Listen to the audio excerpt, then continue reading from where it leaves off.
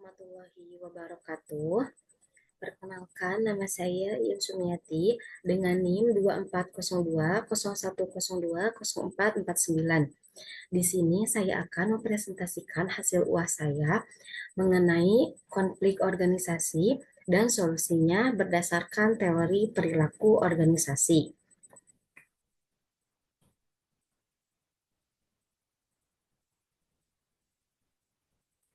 Contoh konflik dalam organisasi. Studi kasus, dalam divisi produksi dan divisi pemasaran terjadi konflik mengenai target produksi.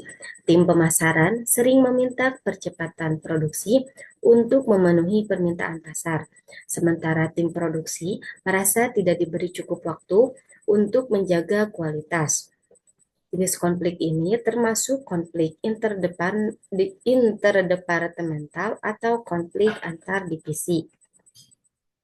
Mengapa konflik ini terjadi? Menurut teori perilaku organisasi, konflik bisa muncul karena yang pertama, perbedaan tujuan. Divisi pemasaran fokus pada penjualan dan kecepatan, sedangkan produksi fokus pada kualitas. Selanjutnya ada komunikasi yang buruk. Kurangnya koordinasi dan miskomunikasi menyebabkan asumsi yang berbeda tentang deadline dan prioritas. Keterbatasan sumber daya. Waktu, tenaga kerja, dan mesin terbatas, sementara permintaan terus meningkat. Teori ini sejalan dengan teori konflik Robbins yang menyebutkan konflik muncul saat ada ketidaksesuaian antara kebutuhan atau kepentingan individu atau kelompok dalam suatu organisasi. Di sini ada dampak konflik. Ada dampak negatif dan dampak positif. Untuk dampak negatif, yaitu ada penurunan produktivitas, hubungan kerja antar karyawan memburuk, stres kerja meningkat, dan kualitas produk bisa terganggu. Selanjutnya ada dampak positif. Yang pertama ada munculnya ide baru untuk efisiensi kerja, proses perbaikan komunikasi internal. Terakhir ada evaluasi sistem kerja yang lebih baik. Cara menangani konflik. Berdasarkan teori Thomas dan Kilman, konflik handling styling, ada 5 gaya penanganan konflik. Yang pertama, avoiding, accommodating, competing, compromising, dan collaborating. Solusi yang diambil yaitu collaborating atau kolaboratif. Langkah-langkahnya yaitu sebagai berikut.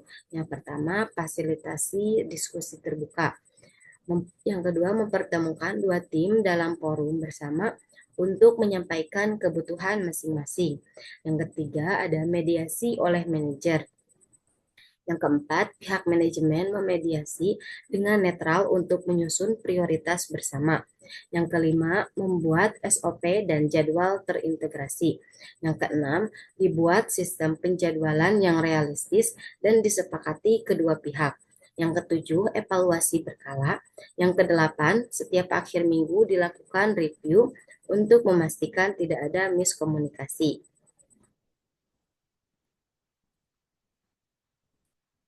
Terakhir ada kesimpulan.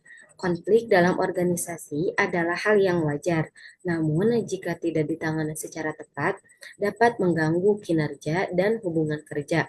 Dengan memahami teori perilaku organisasi, kita bisa mengelola konflik secara sehat dan produktif. Kunci utamanya adalah komunikasi, kolaborasi, dan kepemimpinan yang solutif. Mungkin itu saja yang dapat saya sampaikan. Mohon maaf apabila terdapat banyak kesalahan. Sekian dari saya dan terima kasih.